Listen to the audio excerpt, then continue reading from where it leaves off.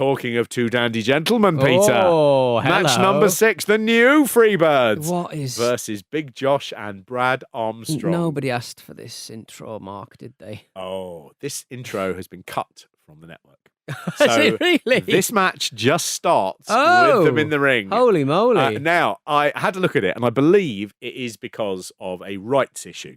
So it was co-written by Michael P.S. Hayes and someone else. I noticed at the end of this, there must have been something that they didn't quite sign it off to WCW either. So they've got new entrance music. It's called I'm a Freebird, What's Your Excuse? It's a bit country. It's a bit rock. It's 100% shit. And it says at the end in the credits, Freebirds song recorded by DB Syntax, Atlanta, GA.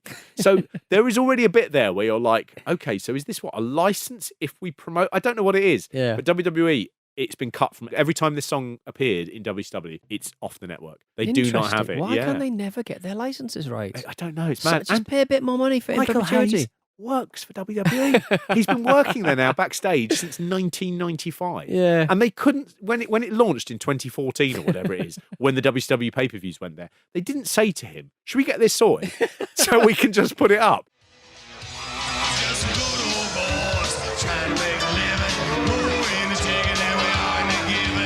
This entrance is a disaster. Yeah. It's a proper, it's so inept. It's a combination of lip syncing that they do to the song and occasionally very, very ill-advised live performance. And this has been described as the death of the Freebirds. This is the moment where the Freebirds franchise basically comes to an end.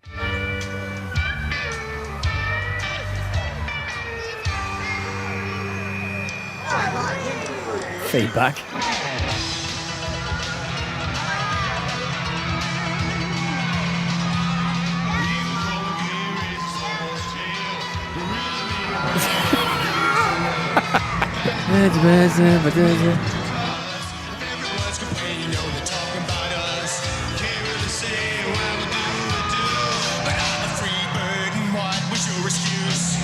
I mean, imagine going, we are the new Freebirds, new and improved. What I like at one point, the other one isn't going to hit his cue. Yeah. And the other one looks back as to make sure that he's doing it.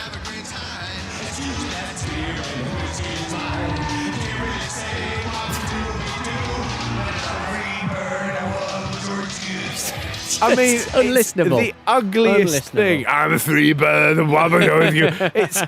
There's too many words. They can't fit it in the thing. Yeah. They can't do it live, and it seems to have been recorded on a pebble. So.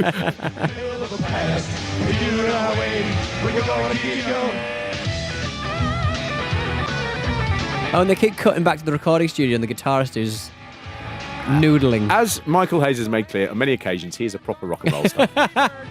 This music, written by Darwin Kennord and Michael Hayes, sung by Hayes and Garvin, as you can see. And now they're in the cheap seats with the people.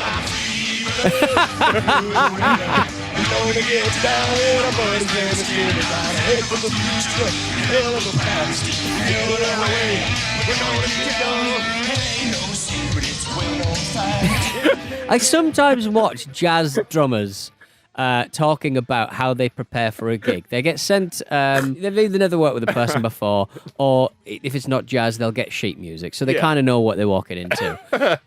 And I'm reminded of this. These guys sound like they've never met each other, seen a microphone.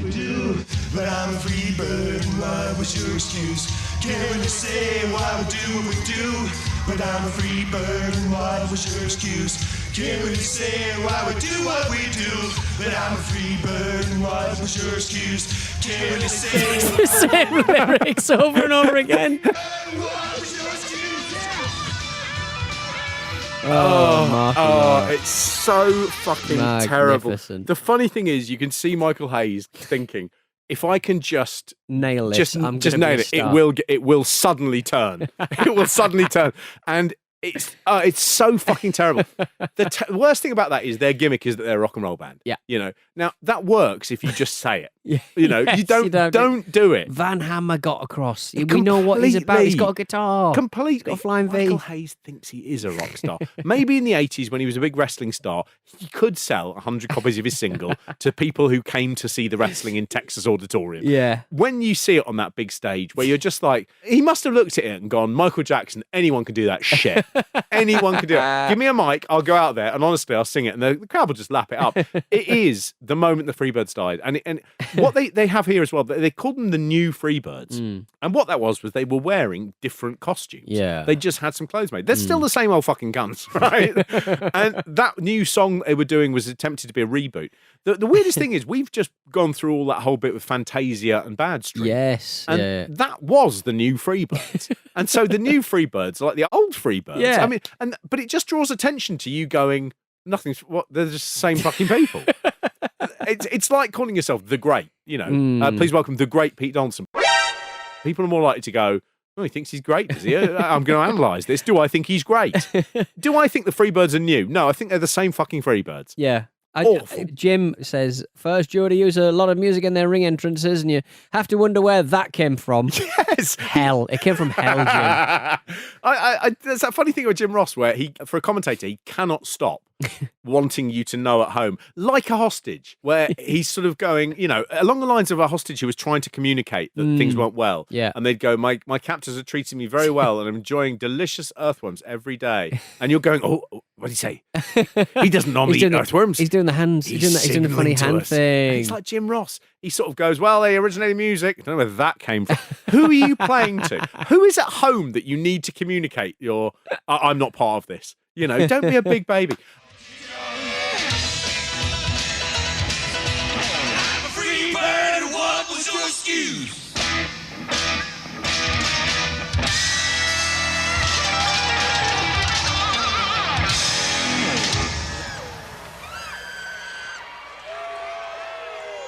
The guy who they face here, Brad Armstrong, is the former Fantasia and Bad Street.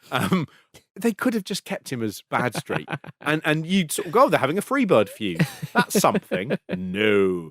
And Big Josh is here as well. Now, Big Josh was one of the creations by former Vice President Jim Hurd. Right. So Big Josh, Matt Bourne, is very aware during this match that things are not looking good for him or his career. And he looks positively furious throughout this. It is quick. It is quick. Without that entrance, this match flies. It is just toe-curlingly bad. There is no way that should have been on television. It just should not have been on television.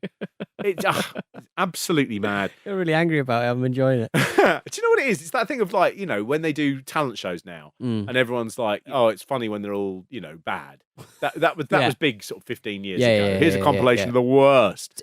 Mentally ill people. Oh, yeah. There was a guy who works as an estate agent in Finchley and he just didn't have anyone around to tell him, oh, you're not very good at this. But he was like, but I love singing, you know, and he did appallingly. I was in a Catcher in the Rye, which is a pub in Finchley Central. And a bloke came up to me and he said, can you do us a favour, mate? I said, yeah, sure. He said, see that guy over there? Do you remember him? He was on Britain's Got Talent. I went, yeah, no, I do, yeah. It may have been a Pop Stars or whatever. I said, yeah, I do remember him. Yeah. He said, it's just he started a new job with us at our estate agency.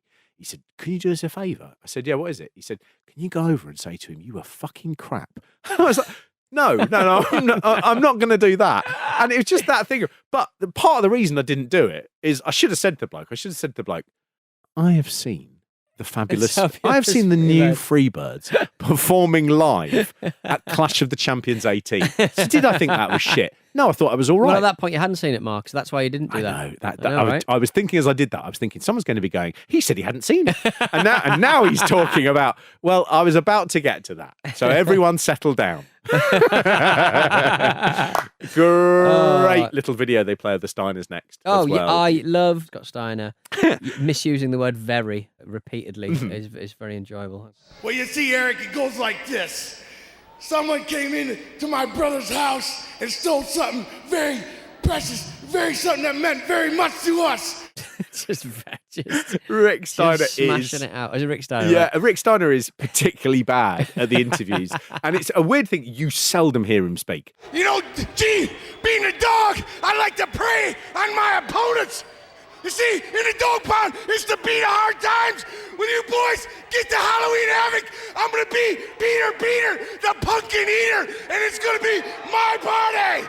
Ricky is not hollow meat. It's fall bra. You know, Mean Gene. Before they... Yeah. You seldom hear him speak, and you realise it's not just that he cannot do it, but he also has a slight sort of lisping quality, which I think, you know, when you're projecting that thing of hard men, I can't imagine that in 1992, certainly when Bill Watts comes in, he's like, I ain't going to have that sissy talking on my show. You know, you got to be a man, you know. He's unusually bad at the interviews, but he really gets panicky. Some people would go to the police and get law and order. Me and my brother have our own way to take care of justice. You guys took something from us. Nobody ever beat us for them. And we coming after you two, Iron Anderson and Bobby Eaton. He spends the rest of that little kind of vignette just kind of staring at the middle distance. Like he's really messed up. He's like, I hate doing this. Scott Steiner is, again, there's a big switch where Scott Steiner comes back from this arm injury, where he is just like, I am now a horrible bully. And everything he says. So there's a bit where he sort of said, we've learnt from Alice Cooper now, it's no more Mr. Nice Guy. We're coming at you with bad intentions. And it's, again, why isn't he saying it's no more Mr. Nice Guy, we're taking those belts? Yeah. But instead he's issuing a threat to the locker room. He's not really talking to the audience. No. Just want everyone back there to know, if you have a match against me, I'm going to fucking hit you. Have a lovely show. It's just strange. No. There's a great little bit in it as well where you see a little entrance by the Hardliners, who were two old wrestlers, Dick Murdoch and Dick Slater. We have talked about them on a previous show, but there's a brilliant little bit where they just show them running down to the ring to attack the Steiners. And Dick Slater is going at such speed, he just barrels into the ring and he just flips over the top rope. So rather than climb in, he's just like, I'll throw myself in. And it looks brilliant. It's a proper... When you see mad fights in British pubs, there's always one bloke in his 60s who suddenly they just go, oh, fucking hell, where'd he come from? And it's just like that with Dick Slater in this. I loved it. Proper laugh. Just like Alice Cooper used to sing about, that is now our motto. When we step in the ring, it's no more Mr. Nice Guy. We're coming at you with bad intentions. You heard it from the Steiner brothers. Fans will be back with more action from the Clash of Champions right after this break.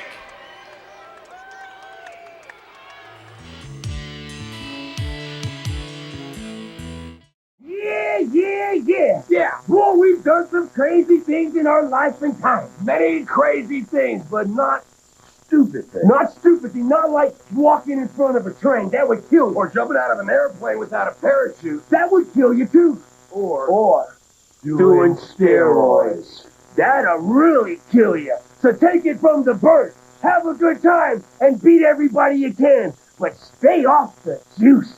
Yeah.